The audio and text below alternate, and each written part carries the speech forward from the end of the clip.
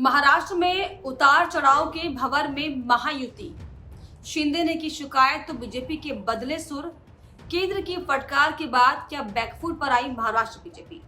नमस्कार, स्वागत है आपका। इंडिया 27 देख रहे हैं आप और मैं हूं आपके साथ लता।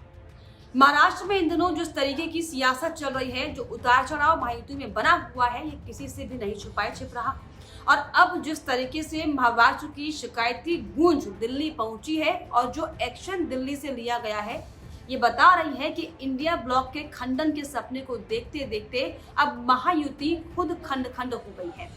और ऐसा दरअसल हम इसीलिए कह रहे हैं क्योंकि अब तक हम सीटों को लेकर अपने अपने प्रत्याशियों को मैदान में उतारने को लेकर मचे विवाद की बात तो कर ही रहे थे, लेकिन अब जिस तरीके से इन विवादों का शोर दिल्ली तक पहुंचने लगा है, और न सिर्फ दिल्ली पहुंचा बल्कि आला कमान से जो फरमान सुनाया जा रहा है, इससे महायुति और खास तौर पर प्रदेश की बीजेपी सख्ते में आ गई है। दरअसल महायुति में माहीम सीट का विवाद अभी थमा नहीं है, खत्म नहीं हुआ है, क्योंकि पिछले दिनों शिंदे की नाराजगी सामने आने के बाद अब शिंदे की नाराजगी का असर भी दिखने लगा है। दरअसल महाराष्ट्र के मुख्यमंत्री एकनाथ शिंदे ने भारतीय जनता पार्टी आलाकमान से पार्टी नेताओं की शिकायत की है, जिसमें उन्होंने इस साफ कहा कि महाराष्ट्र में बीजेपी नेता गठबंधन धर्म का पालन नहीं कर रहे हैं, जो कि गलत है। उन्होंने कहा कि बीजेपी नेताओं ने मांग शुरू कर दी है कि शिंदे को राज के बेटे अमित के लिए जो है सीट छोड़नी चाहिए। दरअसल आपको बता दें कि पहले ही हालांकि माहीम सीट को लेकर जो है कैंडिडेट शिंदे गुट की तरफ से उतार चुकी है महायुति, और जब से एमएनएस के जो सुर है बीजेपी से मिलते हुए दिखाई पड़ रहे हैं, तभी से जो है एकनाथ शिंदे पर दबाव बनाया जा रहा है कि दरअसल वो अपने कैंडिडेट को वापस ले, अपने प्रत्याशी को वापस ले। लेकिन अब इसको लेकर दरअसल जो है रात शुरू हो चुकी है, क्योंकि नारायण राणे और आशीष शेलार जैसे बीजेपी नेताओं ने साफ तौर पर कहा था कि शिंदे को अपने उम्मीदवार सदा सरवनकर को जो है मैदान में नहीं उतारना चाहिए, और अगर उतार भी दिया है तो दरअसल शिंदे गुट को सरवनकर का नाम वापस लेना चाहिए और उन्हें अमित ठाकरे का समर्थन करना चाहिए।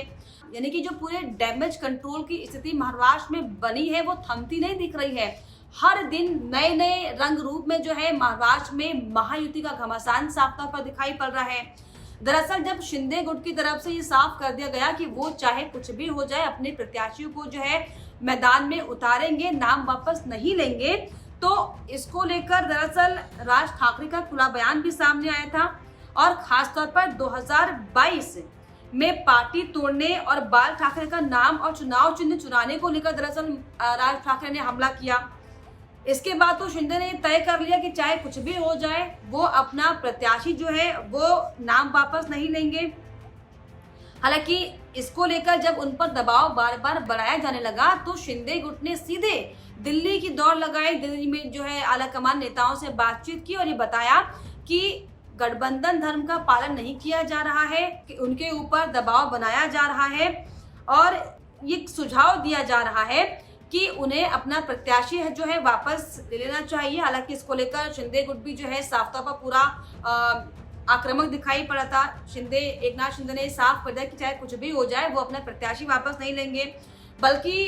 प्रत्याशी वापस लेने तो छोड़िए, वो सुझाव देते हुए दिखाई पड़े थे अमित ठाकरे को कि भांडुप से चुनाव लड़ाना चाहिए,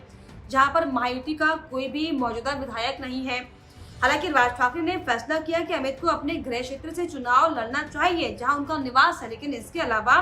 पड़ोसी निर्वाचन क्षेत्र शिवड़ी में बीजेपी और शिंदे मंच उम्मीदवार का समर्थन करेंगे। तो हालांकि सीटों को लेकर लगातार जो माथापच्ची का दौर हालांकि पिछले लंबे समय से महाराष्ट्र में दिखाई पड़ रहा है, लेकिन अब जिस तरीके से जो महायुति की जो स्थिति है वो बिखरती हुई महाराष्ट्र में दिखाई पड़ रही है। और अब जिस तरीके से पहले शिंदे गुट पर दबाव बनाया गया, एकनाथ शिंदे पर दबाव बनाया, और जब शिंदे ने साफ मना कर दिया कि नहीं भाई वो अपना प्रत्याशी वापस नहीं लेंगे, तब भी उन पर जो है जोर आजमाइश करने की जब कोशिश की गई, तो एकनाथ शिंदे ने सीधे दिल्ली में उसकी शिकायत कर दी, जिसका असर दरअसल ये रहा कि अब बीजेपी की तरफ से जो पहले एकनाथ शिंदे पर दबाव बनाने की कोशिश कर रही थी, अब दरअसल बीजेपी की तरफ से ये बयान आया है कि चाहे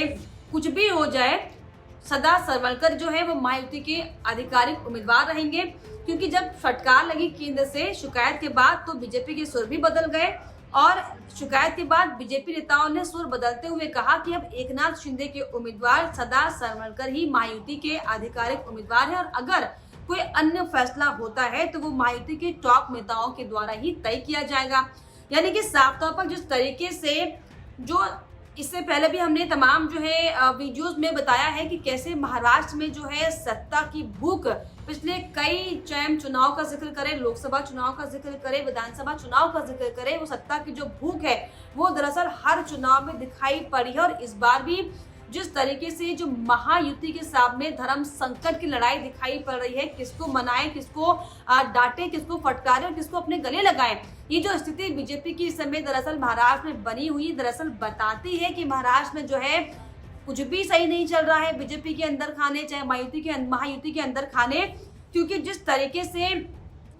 माहिम सीट को लेकर हालांकि विवाद तो चल ही रहा है, लेकिन जिस तरीके से 49 सीटों पर शिवसेना वर्सेस शिवसेना की जो लड़ाई चल रही है, 38 सीटों पर एनसीपी वर्सेस जो एनसीपी की लड़ाई चल रही है, दरअसल ये बताता है कहीं ना कहीं कि हालात जो महाराष्ट्र में बने हुए हैं वो डामाडोल की स्थिति में है। और ऐसे में जिस तरीके से तमाम जो नेता रूठते जा रहे हैं, उन नेताओं को रूठने मनाने का काम तो किया जा रहा है, लेकिन क्या ये जो असमंजस की स्थिति महाराष्ट्र में बनी हुई है, जो महायुति के सामंजस्य को बिगाड़ने का काम कर रही है, क्या ये महाराष्ट्र में जो कुछ ही दिनों का समय बचा है चुनाव का, वहां तक साठगांठ जो है वो बन पाएगी, इसको लेकर लगातार सवाल खड़े हो। लेकिन इसको लेकर आपको क्या लगता है? क्योंकि जिस तरीके से अगर हम पिछले एक हफ्ते 2 हफ्ते का जिक्र कर ले, हर दिन जो है महाराष्ट्र से कोई ना कोई खबर सामने जरूर आ रही है। और खास बात यह कि जो खबरें सामने आ रही है दरअसल वो इंडिया ब्लॉक की तरफ से नहीं सामने आ रही है, वो दरअसल महायुति की तरफ से सामने आ रही है कि कैसे महायुति में जो है महाभारत छिड़ी हुई है सीटों को लेकर, कैसे जो एकता में बल होने की बात करते थे वो छिंद होते हुए दिखाई पड़ रहे हैं। लेकिन अब इसको लेकर आपको क्या लगता है, जो ये नया फलसफा महाराष्ट्र में महायुति के अंदर शुरू हो चुका है? हालांकि बीजेपी आलाकमान की डांट के बाद, फटकार के बाद बीजेपी के महाराष्ट्र में सुर नरम तो दिखाई पड़ रहे हैं, लेकिन क्या अब अंदर खाने कुछ और पकना शुरू हो चुका है क्या? हमें कमेंट बॉक्स में जरूर लिखिए। इसके अलावा हमारे चैनल को लाइक, शेयर एंड सब्सक्राइब करना भी ना भूलें।